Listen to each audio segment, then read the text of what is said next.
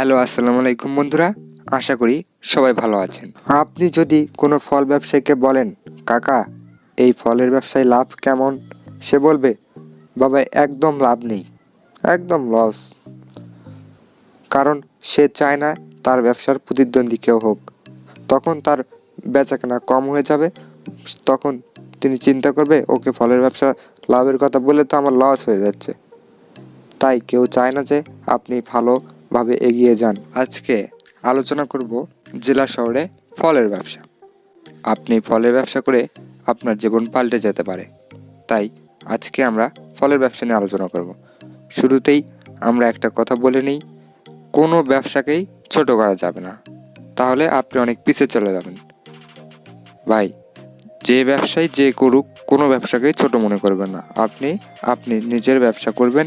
আপনি যদি ছোট ব্যবসা করেন, ভবিষ্যতে তো বড় হতে পারেন নাকি?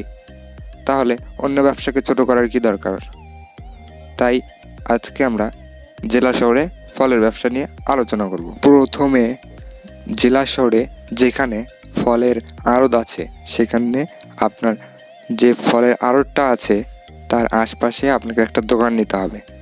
দোকান নেওয়ার পর আপনার দোকানে বিভিন্ন রকম ফল তুলতে হবে। আপেল, কমলা, মালটা, পেঁপে, ডালিম, আনারস, কলা, নাশপাতি, পেয়ারা, তরমুজ, লিচু, জাম, এরকম বিভিন্ন ধরনের ফল আপনার দোকানে তুলতে হবে। কিন্তু প্রথমেই তুলবেন না, আপনি শুধু দোকানটা ভাড়া নেবেন। তারপর আপনার দোকানের যে একটা নাম সিলেক্ট করবেন। ধরেন বিভিন্ন জায়গায় বিভিন্ন নাম আছে, বিসমিল্লাহ ফল ভান্ডার, রহিম ফলের হাউস, এরকম বিভিন্ন রকম নাম আছে। আপনি যে দোকানটা নেবেন তার একটা নির্দিষ্ট একটা নাম তৈরি করবেন। সেই নামে একটা বিজনেস কার্ড তৈরি করবেন। আপনার বিজনেস কার্ড তৈরি করতে 1000 কার্ড তৈরি করে নিতে পারেন, 500 টাকা নেবে নাকি, এরকম আপনাকে কার্ড তৈরি করে নিতে হবে। তারপর সেই কার্ডগুলো বিভিন্ন থানায়, উপজেলায় ফলের দোকানের কাছে 2-3টা করে কার্ড দিয়ে আসতে হবে। 2-3টা করে কার্ড দেবেন।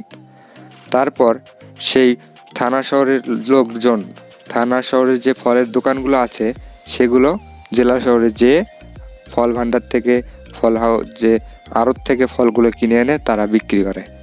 তাহলে আপনাকে এই কার্ড তৈরি করতে হবে। আপনি প্রথমে একটা ফলও কিনবেন না, আপনার আশপাশে যে দোকানগুলো আছে সেখান থেকেই একটা পাইকারি একটা চুক্তি করে নেবেন, এত করে হলে দিবেন নাকি। যখন কার্ড দেখে আপনার দোকানে কাস্টমার আসবে তখন আপনি আপনার সাইডের দোকান থেকে নিয়ে সেল করবেন। কারণ প্রথমে যদি আপনি ফল টাকা দিয়ে কিনে আনেন তাহলে কিন্তু আপনি একটা লসের শিকার হতে পারেন। আপনারা আমাকে জিজ্ঞেস করতে পারেন ফলের দাম কত। ভাই, আপেল, কমলা, মালটা, পেঁপে, ডালিম, এগুলো ফলের বিভিন্ন রকম বিভিন্ন দাম। কারণ আপনি আপেল কিনবেন একভাবে খাসাভাবে, তারপরে কলা তো আর খাসাভাবে বিক্রি করবে না, হালিভাবে। তরমুজ 100 পিস, প্রতি পিসের মূল্য এত, বড় না ছোট, এরকম বিভিন্ন জিনিসের বিভিন্ন দাম। লিচু 100 লিচুর দাম 100 টাকা করে দিনাজপুর থেকে আমরা কিনে আনি, তারপর আমরা ফলের দোকানে বিক্রি করি। সে এখন 100 লিচু 150 টাকা বিক্রি করি, ওরা 180 টাকা 200 টাকা বিক্রি করে। বুঝেনি কীরকম লাভ? আর আপনি যখন ফলের দোকানের একটা আড়ত আপনার দোকান হবে, তখন সেখান থেকে থানা, জেলা, বিভিন্ন ধরনের লোক, জেলার ভেতরেই তো অনেক ফলের দোকান, সেখান থেকে আপনার কাছ থেকে নিয়ে তারা জেলাতে সেল দেবে। থানা উপজেলার লোকগুলোও কিন্তু আপনার কাছ থেকে নিয়ে তারা থানায়, উপজেলায় তারা ফলগুলো সেল দেবে। আপনারা আমাকে জিজ্ঞেস করতে পারেন, ভাই এই ব্যবসা করে প্রতি মাসে কত টাকা লাভ করা সম্ভব? এই ফলের ব্যবসা করে প্রতি মাসে 1 থেকে 2 লাখ টাকা লাভ করা সম্ভব, যদি আপনার সেল ভালো থাকে। আপনার থেকে যদি চাহিদা মানুষ নেয়, আপনার জেলা, উপজেলা, থানা শহর থেকে যদি আপনার এখানে ফল নেয়, আপনি যদি ঠিকভাবে বাজার ধরতে পারেন, তাহলে আপনার 2 লাখ টাকার উপরেও যেতে পারে। লাভ লাভ। এই যে জেলা শহরে অনেক ফলের দোকান আছে, অনেক, কিন্তু কোনো দোকানদার কিন্তু দোকান ফেলে চলে যায়নি। ফল বোঝা যায় তাও কিন্তু চলে যায়নি, কারণ এই ব্যবসায় অনেক লাভ, কেউ কাউকে বলবে না।